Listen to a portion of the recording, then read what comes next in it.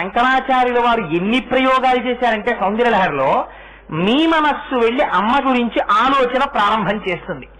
మీ మనస్సు ప్రపంచంలో ఎప్పుడు ఏ వస్తువు యందు పెట్టండి, బంధిస్తుంది.